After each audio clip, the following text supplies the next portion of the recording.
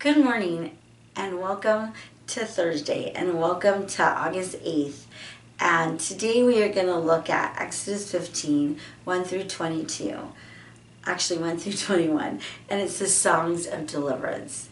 So God delivered his people from slavery, from the bondage of slavery from the Egyptians. And so their response to this deliverance was one of worship and praise. And so they were able to realize through all this miraculous circumstances that it was God and God alone who provided the rescue. And then, if you think about this, go ahead and read it. It's so beautiful, this chapter.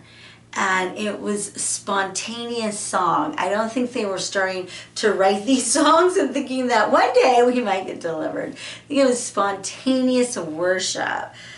And just from as they exited the Red Sea and into the wilderness, they saw God's presence and power revealed to them. And because of that, it caused them to burst forth in song.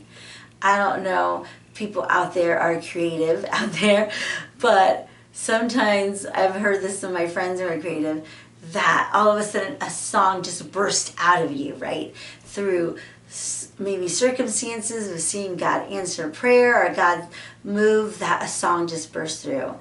And that's what was happening here, is that when you read these songs are all about God. They're nothing about Aaron or Moses or Miriam.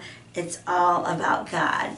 And it's a beautiful realization that God's people finally got it, that God delivered them in such a physical way that nobody else could do.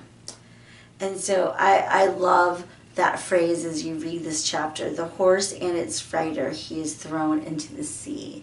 And this is a picture that only God could do that. There's no way that a man can throw a rider and the chariot into the sea.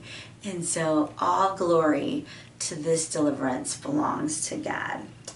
And then so you see that so Moses is writing these songs, basically. He's leading this worship time. And then we see a shift in verse 19. Then Miriam, who is not only the sister of Aaron and Moses, but she's a prophetess in her own right. And she leads the women in worship with cymbals and dancing. So she's basically leads the women's choir. And so you see this beautiful picture of worship from all of God's people. And so I want you to also just kind of sit with this and think of the times that God has delivered you, maybe from the bondage of sin, from circumstances, and just maybe spend some time worshiping and remembering. Have a good day. See you tomorrow.